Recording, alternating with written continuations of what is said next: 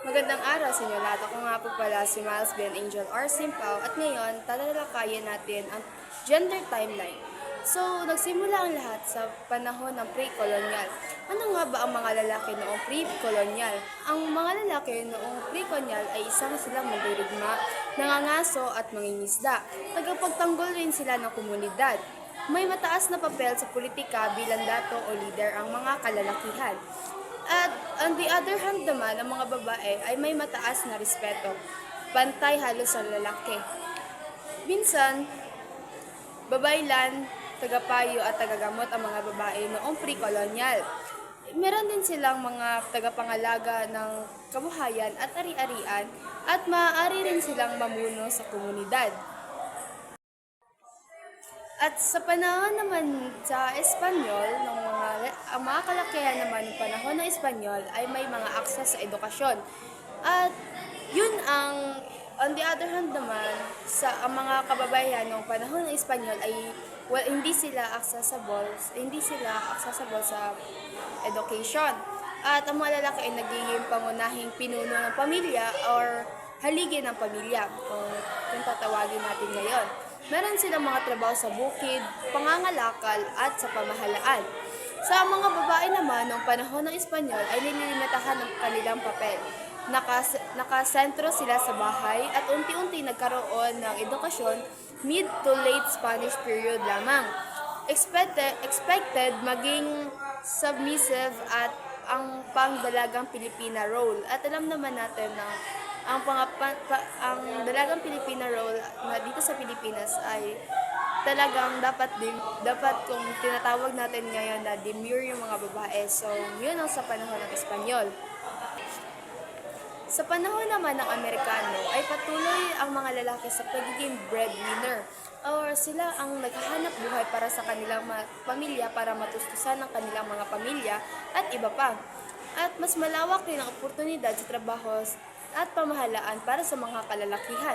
At sa babae naman ay mas nagiging accessible na sa kanila ang education at nagsimulang pumasok na rin sa mga pamahala at pumasok na rin sila sa mga trabaho tulad na nagiging teachers na sila, nurses at iba pa. At meron rin silang mas vocal na rin ang kanilang karapatan compare ng mga previous na mga panahon. At ngayon naman dumako tayo sa mga panahon ng Hapones. Ang panahon ng Hapones, ang gampani ng mga lalaki noong ng Hapones ay kadalasang sumasanib sila sa mga militar o iba-iba pa mga tungkulin.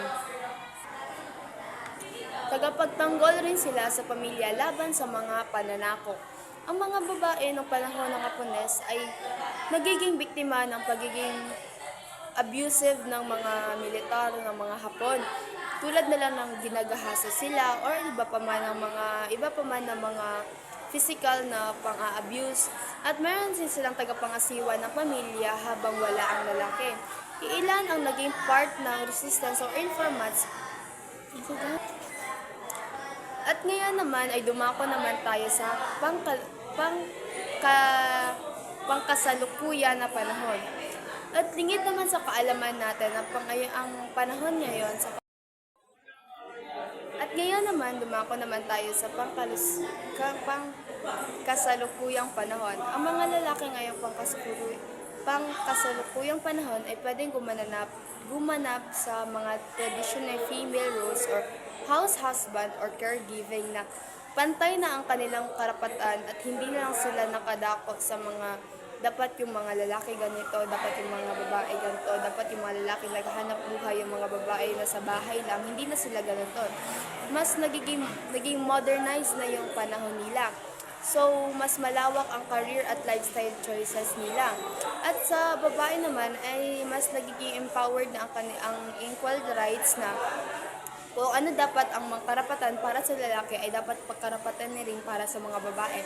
At mas malayan sila sa edukasyon. Kung mamili na malayo na wala nang limit, hindi na sila limited yung mga opportunities nila para sa education at ganun din sa trabaho, sa pamahalaan at sa pagiging leadership roles.